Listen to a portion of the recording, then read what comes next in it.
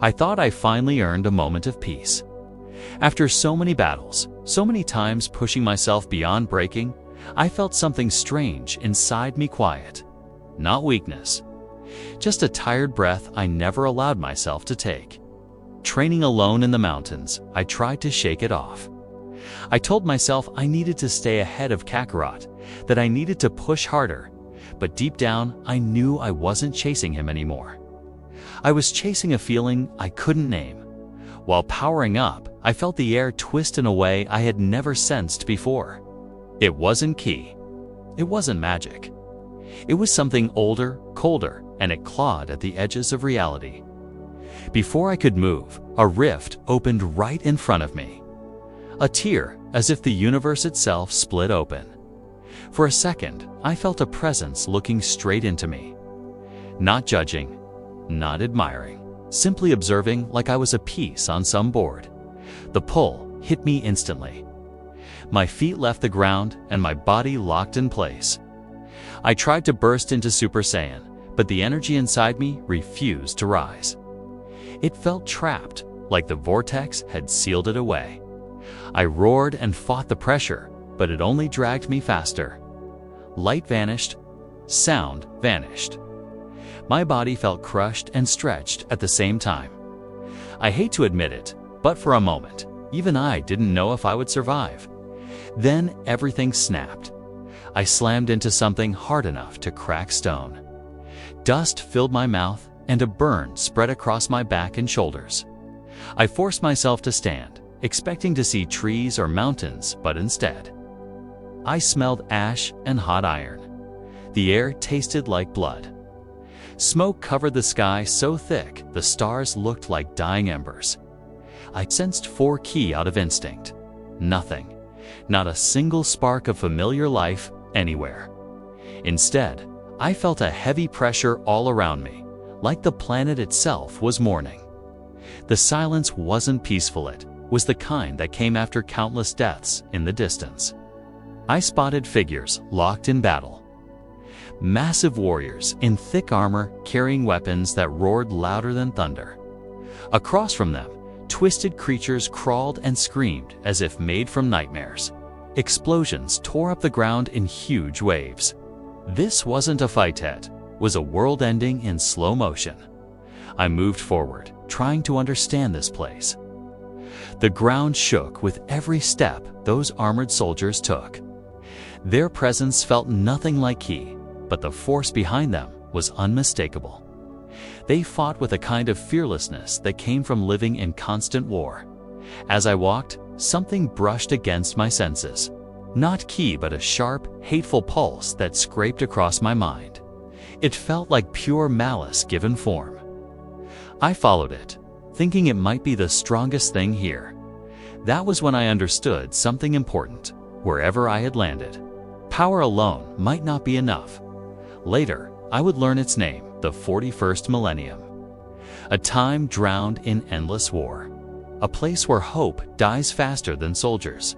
And somehow, this cursed universe decided to throw me into its center.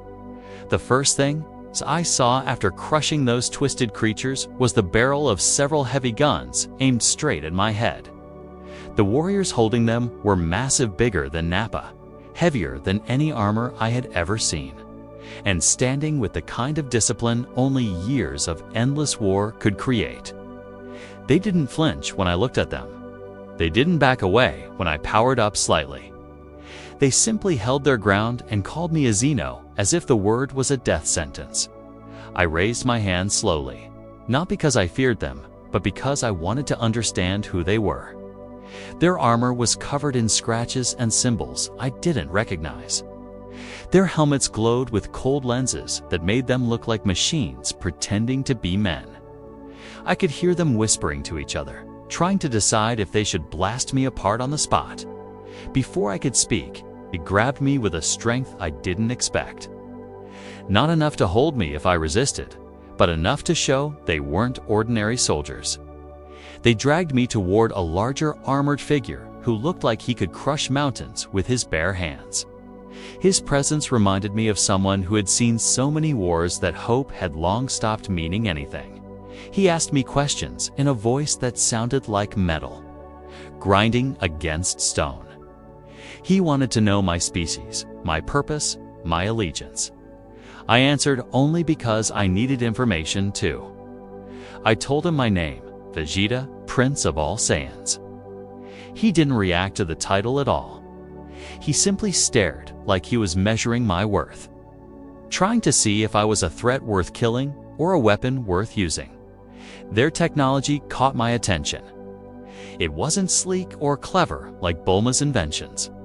It was built for battle, built to survive, built to kill. Their entire culture felt shaped by war.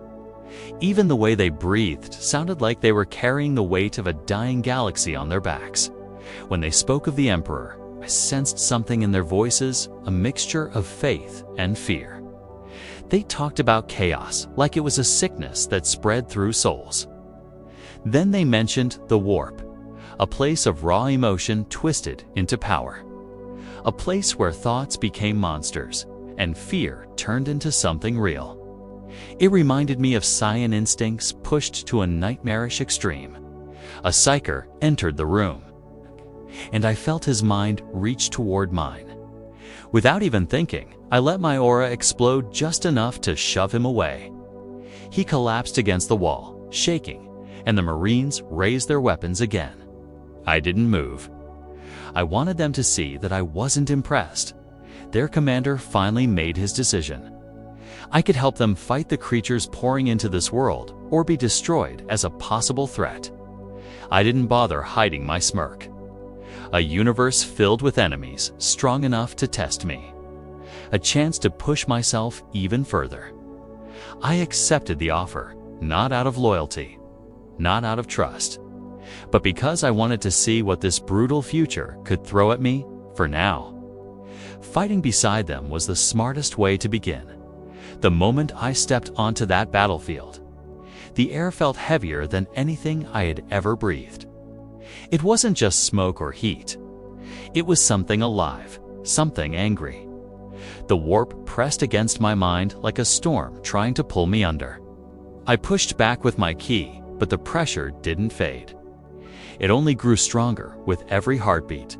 The first wave of chaos creatures rushed toward me with mouths that shouldn't exist, and bodies that twisted with every step. I charged straight into them. My fist tore through the first creature so easily that it almost surprised me. A blast from my hand vaporized 3 more, but new shapes crawled from the shadows instantly. Every kill only made the battlefield feel more crowded. I moved faster. I broke bones, shattered armor, and cut through twisted flesh. But the horde didn't thin out. They screamed in voices that didn't belong to any living thing. Their hatred felt real enough to burn. For once, I found myself enjoying the challenge. It had been a long time since I faced enemies with this much raw fury. Then the ground shook. From the center of the battlefield, a massive armored warrior stepped forward. His armor glowed with symbols that made my skin crawl. His voice echoed like it came from 10 throats at once. He called me a perfect vessel for chaos. He spoke of power without limit, of rage turned into something divine. He acted like he already owned me. I answered with a blast that hit him so hard the earth cracked open beneath his feet. But instead of falling, he laughed. He rose through the dust like nothing had happened. His presence pressed against my mind harder than anything else so far. I felt the warp digging into my thoughts, searching for weakness, trying to twist my anger into something darker. For a moment, I staggered.